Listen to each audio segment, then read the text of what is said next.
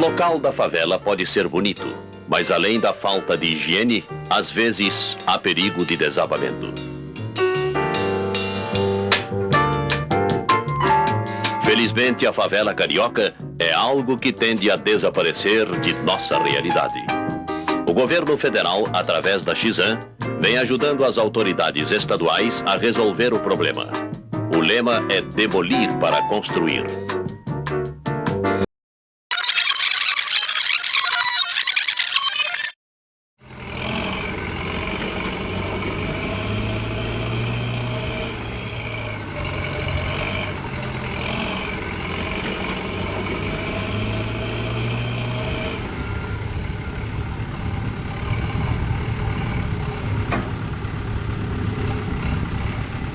Ninguém aqui é contra a obra não, sabe? É a maneira com que a obra entrou dentro da comunidade, sem a participação dos moradores. Não teve uma participação. Não teve uma participação. Até se tivesse uma participação, um diálogo, as coisas poderiam estar bem amenizadas. Mas não, já entraram com truculência, achando que eles são o dono do espaço, que a terra é dele, entendeu? É do tipo assim, o seu secretário falou que as paredes são nossas e o chão é dele. Então quer dizer, uma casa flutuante? Não, não é assim não. Não é assim mesmo. Velhas residências e prédios mordem o pó, sob o impacto das brincadeiras das equipes de demolição.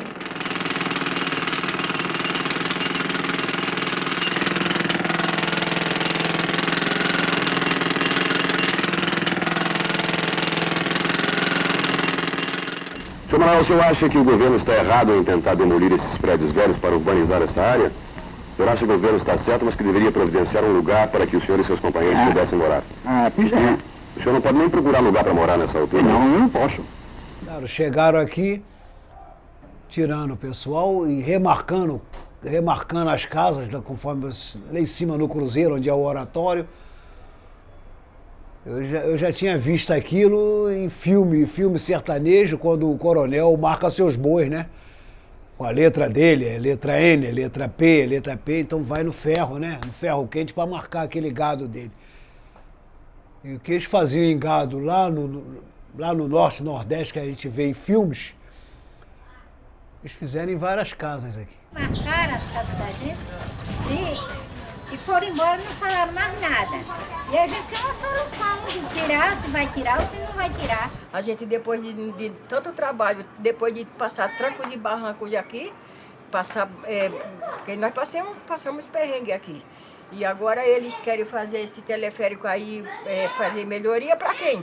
Se querem tirar a gente.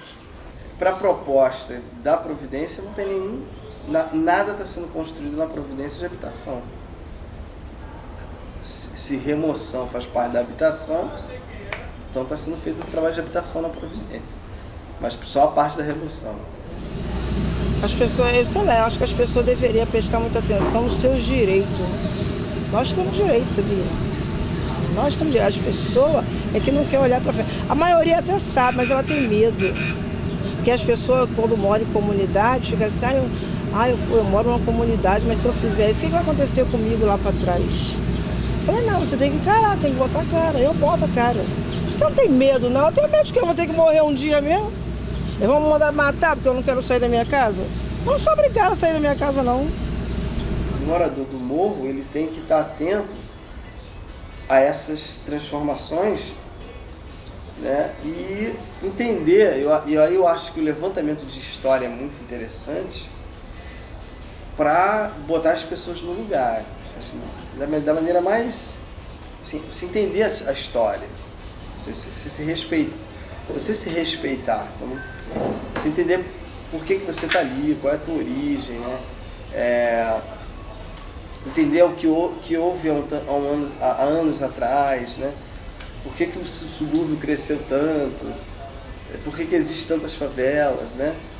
Então, se elas não entrarem na história para entender isso, que é um passado recente, nós temos um passado recente, na abertura da Presidente Vargas, né, da Rio Branco. A esta altura, vocês aí da plateia Já estarão perguntando aos vizinhos de poltrona que obras serão estas que se estendem por tantos quarteirões e que mobilizam tantos operários, não é verdade? Não há nenhum mistério nisso, amigos. Estamos no ano de 1943, em pleno centro da nossa querida cidade de São Sebastião do Rio de Janeiro, assistindo às obras iniciais da abertura da Avenida Presidente Vargas, hoje a mais importante artéria da capital da República.